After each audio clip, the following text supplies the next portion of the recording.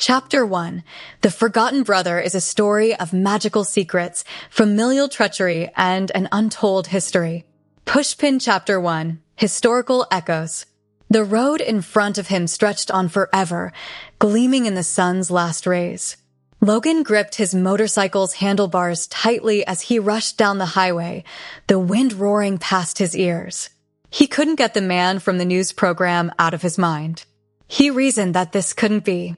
That man's keen features, reddish blonde hair, and penetrating eyes all indicated familiarity. Matthew. However, such an arrangement was not feasible. Logan was a child the last time he saw his younger brother. He was only 5 years old at the time. But here he was, more than 200 years later, in the middle of a murder investigation. How had Matthew stayed alive for so long? More importantly, why was he present? Logan secretly hoped it was all a coincidence.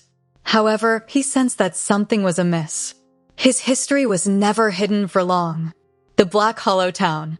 Logan arrived at his destination, Black Hollow, a tiny and serene community as darkness fell. It felt as if time had paused there. Historic brick structures with worn facades lined the streets. The feeble, flickering street lamps cast long shadows across lonely walkways. As he drew up outside, the neon sign of a little diner buzzed quietly against the calm town. This was a good source to acquire information. As he walked in, he was met by the customary murmur of whispered discussions. A few tired-looking customers sat in booths drinking coffee, staring momentarily at him before returning to their food. Logan approached the counter and gave the waitress a nod. "Coffee. Black," he said. She studied him before pouring the heated liquid into a clay cup. "You aren't from around here." "Just passing through." The server grinned. "No one just passes through Black Hollow." Logan sipped his coffee and looked around the room but did not say anything. Then he overheard it. A moniker. A group of men whispered quietly from the booth behind him. "That guy, Matthew, makes me uncomfortable. He knew the guy would die before it happened, I guarantee." Logan clamped his fingers around the cup. "The sheriff isn't going to do a damn thing," remarked another voice. "I assume you saw those men with him? It seems like a form of private security. I propose we disregard it." "Yeah, but what if he isn't human?" Logan's heartbeat was racing. "Matthew." After placing a $20 bill on the counter, he rose and walked over to the door. As he walked away, he barely noticed the waitress watching him. Pushpin an invisible presence. As Logan approached the murder scene, the streets were silent. He was wise enough to not jump right in. He needed to watch first. His senses sharp, he moved quickly and stealthily down a back alley. Just ahead was the house from the news report, with police tape securing the front entrance. The house did not deter Logan. It was the closeness he felt. There is a beating heart. Steady. Managed. Someone was watching him. Matthew. Logan's sharp eyes scanned the darkness as he cocked his head. The rooftops. Alleys. Nothing. However, he was aware. There was someone present. His lips twisted into a soft smile. "You always were good at hiding, little brother." Nothing happened for a very long time. Then, a quiet, low voice emerged from the darkness. "And you were always too predictable, Logan." Logan's heart pounded in his chest as he turned fully. The man from the news was standing just beyond the police barrier. Matthew. However, he didn't recognize the young child. Pushpin the man who does not deserve. Matthew took a step nearer, his face outlined in stark shadows by the street lamp's low light. His unkempt, disheveled reddish blonde hair was well-styled. His stare was colder, more calculated, and his acute features sharper. He exuded authority and control in a dark suit that was expertly made. Logan examined him, looking for the boy he had known. However, nothing was there. This was not the fearful kid who had been abandoned. This man had made it through the unthinkable. Logan had to grasp how. Logan finally said, "You're supposed to be dead," in a hushed voice. Matthew uttered a soft laugh. "And yet, here I am." Between them, there was a stillness that was heavy with unsettled questions. Matthew then gave his head a tiny inclination. "The real question is, why are you looking for me after all these years?" Logan's eyes narrowed. Because I need to know what the hell you are. Matthew's lips quirked into something like amusement for a single second. Then the expression disappeared as swiftly. Then I suggest you start running, big brother. The street lamp above them broke before Logan could react, putting them in utter darkness. Pushpin Chapter 2, the words that made all the difference. The world appeared to be still. As the words replayed in his head, Logan's breath seized in his throat. He's not your father. He was crushed like an avalanche by the weight of that sentence. His eyes darted between the lifeless body of John Hallett and Thomas Creed, the guy he had just struck down, and he stood motionless, his heart thumping. Not my father? The knots in his stomach twisted. He was having a hard time processing what had transpired. He had lost the person he had assumed to be his father. And he had just insulted a man who was making an absurd claim. He was startled out of his reverie by a burst of action. His mother was still kneeling next to John's body when he turned in time. She wasn't crying, though. She wasn't yelling in sorrow. Her gaze was fixed on Logan. Her honest love-filled, arm eyes had turned chilly, empty, and full of something that chilled him to the bob one. Disgust. Although her lips quivered, she spoke in an emotionless manner. What are you? Logan felt the words cut through him like a knife. A 5-year-old child shouldn't have to listen to their own mother utter such a thing. His brain whirled, trying to find a reason. Perhaps she was stunned. Perhaps she was perplexed. But he knew as he watched her, as she flinched away from him, as he saw the disgust in her face. She spoke with sincerity. The weight of reality. Logan felt a knot form in his throat, but he remained silent. His tiny hands reached for her as he attempted to move forward, hoping that this nightmare would not come true. She recoiled, however, as if he were a monster of some sort. Logan's hands shook. He was appalled to see that his knuckles still had sharp, bone-like claws sticking out when he looked down. The tips dripped blood. Not merely the blood of Thomas. The ground, the walls, the bodies. The smell of death, terror, and iron filled his surroundings. The air was oppressive. His mother looked toward the open doorway, still shivering. Victor made a move at that point. He had been in the shadows, observing, and he had been silent the whole while. However, Logan's older brother now came forward, something inscrutable blazing in his golden eyes. Victor remained mute. He didn't yell. He didn't flinch. Rather, he stepped closer to Logan. Logan contemplated for a moment whether he understood me. Perhaps he doesn't think I'm unusual. However, their mother quickly sprang to her feet, her face distorted in wrath, before anything further could happen. Her voice was sharp as she turned to Victor. Avoid him from my view. Logan felt the instruction more deeply than he had ever been struck physically.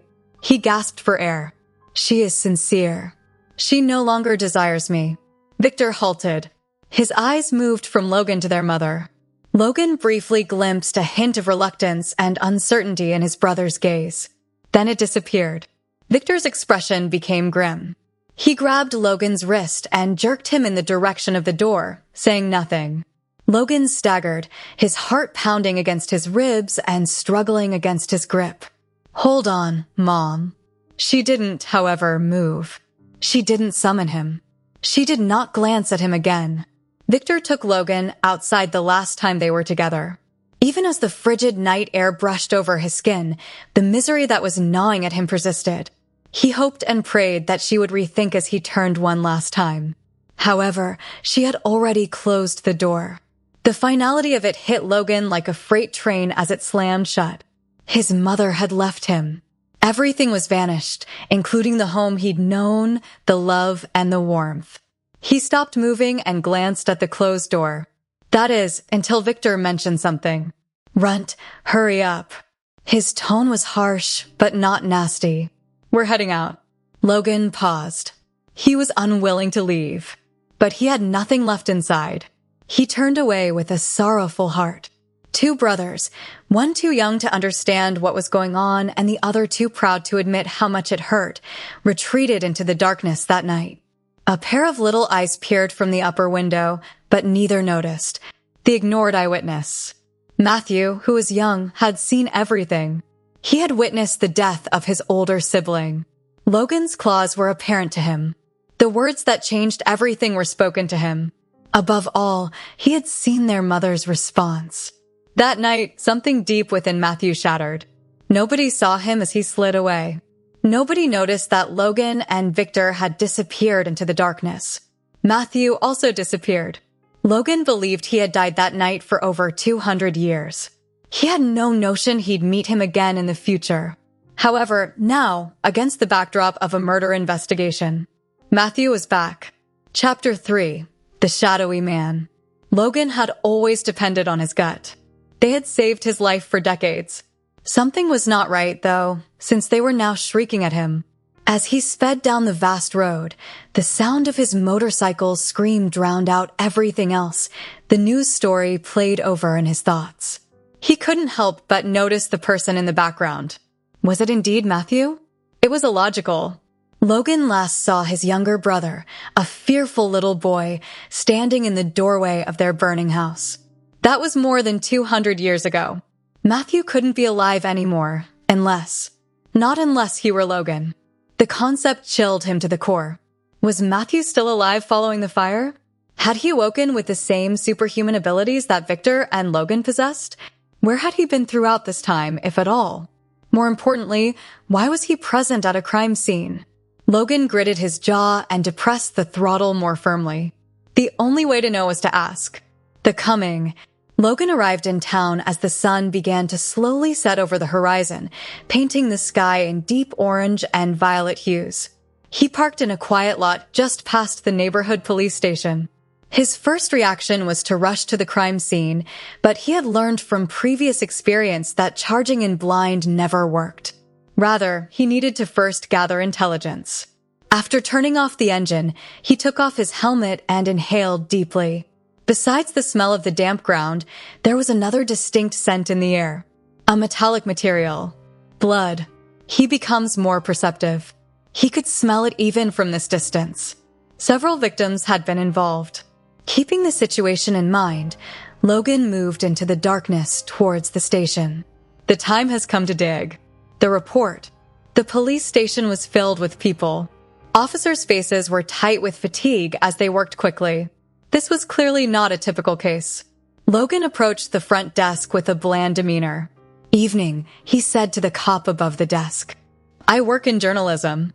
I heard about the incident. I wanted to come and take a look."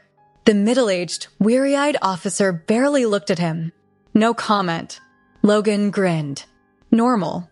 With a slight twist, he continued, "Look, buddy, I am not asking for much. I just want to know if you have any suspects." The cop stroked his temples and sighed. "There are no suspects. No coercion. There's no evidence of difficulties. A man, ripped to pieces, was discovered in his home." Ripped into bits. Logan tensed. It was hardly the work of an ordinary murderer. The officer ignored Logan's statement and walked on. The most unusual feature is the security video. Hours before his death, the man was seen leaving his home in fine condition. The cameras then encountered a snag. The next thing we know, our mystery men are standing outside, and he has died. Unidentified men? Logan tried to maintain a steady tone of speech. "Dude? Plural?" The policeman nodded. "Yes, 3 of them. They were all dressed in black clothing. There was someone with red hair." Logan just wanted to hear that. The relationship. His pulse pounding, he pivoted on his heel and departed. Matthew was not by himself. The other 2 were... Who? What led them there? Has the man inside died? Were they aiming to avoid a more serious situation? Logan was unaware. He was about to find out, though. As he approached his motorcycle, he double-checked the crime scene's address. A residence situated outside of the city. His next stop was there. The darkness awakens. Logan rushed through the dismal streets, watched by a figure in an alley nearby. A man with angular features, reddish-blonde hair, and piercing eyes. He held a phone to his ear. "He's here," the man said. A pause. Then, a voice on the other end responded.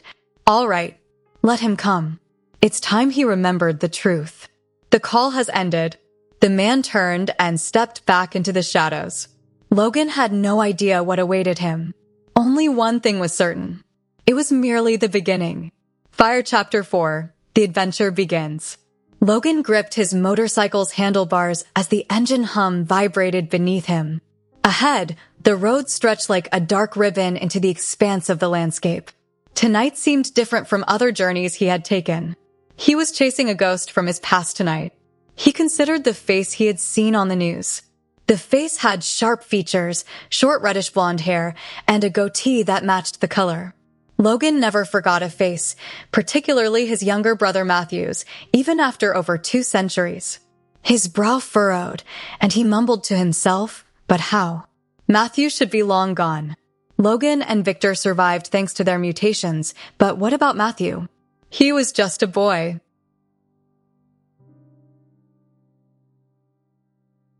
Unless. Logan's jaw stiffened. The only way to know was to ask. Black Hollow Town. Logan arrived in Black Hollow, a little, foggy village where the incident had been reported, a few hours later. A man's instincts were on high alert due to the general unease in the air. After parking his bike in a quiet alley, he took off his helmet and sighed. The town was frighteningly silent. There were no pedestrians or late-night traffic, only the flickering of a street lamp in the background. Before beginning, he took in his surroundings. Tracking, hunting, and revealing things that should have remained hidden, he had done this dance 1,000 times. The tape covering the entrance to the house from the news broadcast at the end of the street signaled an ongoing investigation.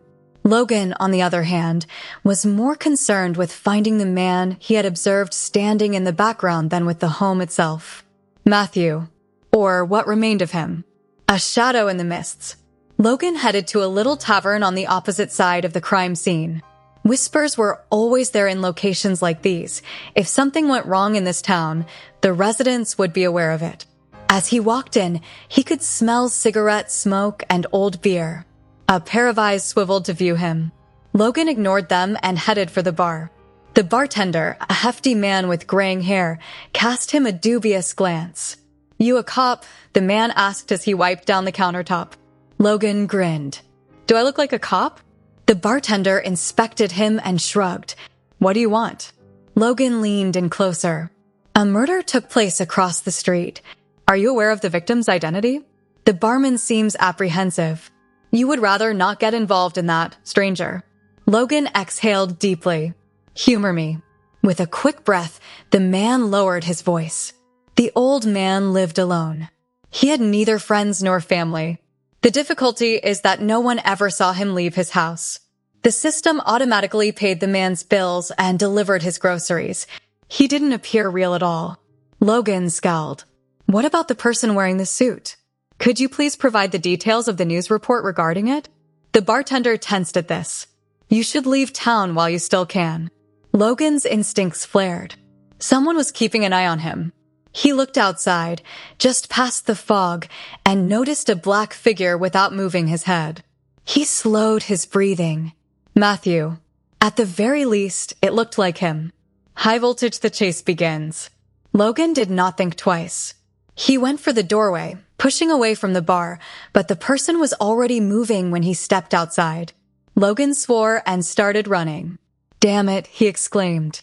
The figure disappeared into the corridors. Logan rushed ahead into the dark, winding streets between the towers. Even though he'd been on hundreds of chases before, this one was different. The victim was not an ordinary target. It was family. Whoever it was knew how to move like a predator, as the footsteps in front of him were quick and precise. Logan stiffened his jaw. If this is Matthew, how has he lived? And more importantly, he ran, but why? Skull a historical name. E. The figure came to a halt as Logan turned the corner. The man stood in the moonlight for the first time, looking him in the face. Logan's throat clenched with each breath. He was the one. He had the same golden red hair. The same sharp eyes were present. However, something was not right. His appearance was weird and pale, as if he had awoken from a long-forgotten dream. "Matthew?" Logan eventually spoke up. The man inclined his head, forming a slow sneer on his lips. "Brother," he said softly, like a wind-blown whisper. Logan balled his fists. He had several inquiries. However, before he could say anything else, Matthew turned and disappeared into the darkness. Logan understood that he couldn't afford to lose him again this time. Fire the Silent Town, Chapter 5. Logan had spent hours cycling. As he rushed across the desolate highway, the chilly night air whipped against his face, and the road stretched on indefinitely. The little, tranquil community where the crime had occurred was an obvious choice. He was not there for the offense. The man in the backdrop of the news report was present. The one that looked like Matthew. What's the issue? Matthew should be long gone. Why hadn't he come looking for Logan or Victor if his younger brother had survived that night over 200 years ago? More importantly, why was he standing at the scene of a heinous crime with such poise? Logan sensed an underlying unease. He also knew better than to ignore it given what had occurred to him. Small Blue Diamond, the sleeping town.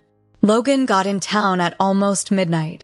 The site was small, featuring just a few streets, faded buildings, and barely lit sidewalks. Aside from the weird solitude, nothing about the site stood out. There are no late eaters. No cars were passing by.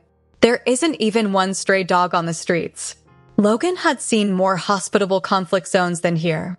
He came to a stop outside a motel on his motorcycle. The neon sign flickered, illuminating the cracked pavement with a strange brightness. One evening. All I need is that. Logan approached the front desk after shoving through the doors. The skinny, hollow-eyed clerk hardly raised his head from the newspaper. Room for the night, Logan added, providing some cash. The man's fingers moved slower than necessary to take the money. He stated, "Not many visitors come here. What brings you?" "Passing through." Logan's tone remained neutral. "There is no need to stir things up just now." After examining him, the clerk handed him the key. "Stay inside after dark." Logan scowled. "Why?" After a little pause, the man shook his head. "The town is wonderfully serene at night. It is best to avoid seeking difficulties." "It's too late, baby." Logan took the key and went upstairs. As he approached the steps, he could feel that old sensation creeping up his spine. He was not by himself. Since he first arrived in town, someone had been watching him closely. A face you know. Logan's room contained merely a bed, a chair, and a window that looked out into the desolate street. He began by inspecting his weapons. His first instinct was always to use his claws. He still had a little pistol hidden beneath his jacket and a knife inside his boot. He wasn't playing around. Logan secured the room and sat by the window, gazing out at the streets below. Then he saw him. Under the streetlight, a man stood staring at his window. Logan recognized him, even from this distance. Matthew. Unfortunately, there was a problem. His younger brother, or a man who looked like him, had not aged at all. The reddish blonde hair, sharp features, and piercing eyes reminded me of a ghost from the past. Matthew raised his hand slowly and methodically to summon him. Logan's body stiffened. His intuition urged him not to go. However, he had never turned down a challenge. Logan came out onto the street after pushing open the motel entrance. Matthew was still standing. He seemed to have limitless time as he remained immobile. Logan paused a few steps away and said, "It's been a long time." Matthew grinned. "It has." He spoke with the same tone. Logan remembered it exactly, rather than simply being familiar with it. "There are no aging indications. Nothing has changed." "Nothing. That is not feasible." Logan's eyes narrowed. "You should be dead." Matthew's head tilted. "So should you." Logan's claws threatened to penetrate his flesh as he tightened his grip. "You've got a lot to explain." Matthew continued to smile. "You've got a lot to listen to. But first, you need to observe something." Logan did not like the direction things were going. "Why don't you tell me right here?" Matthew gave a practically disappointed sigh. "Because you won't believe me unless you see it for yourself." Logan has witnessed numerous catastrophes during his life. Even worse than what he already knew, could there be? However, Matthew's look conveyed to him that this was only the beginning. Chapter 6. The True Story Behind the Shadows. The road ahead of him was a blur of pavement and fading light. Logan's Harley roared as he rushed into the little village where the murder took place. His thoughts outpaced the engine beneath him. Is Matthew the real culprit? He was merely a fearful child watching his world burn the last time he saw his younger sibling. Could you please let us know why Matthew might not have reached out if he had survived? Why was he suddenly at a violent crime scene? Logan clutched the handlebars more tightly. He was going to find out somehow. Door the Secret's house when he arrived in town, it was already nighttime. Logan parked his motorcycle in an empty lane a few blocks from where the event occurred.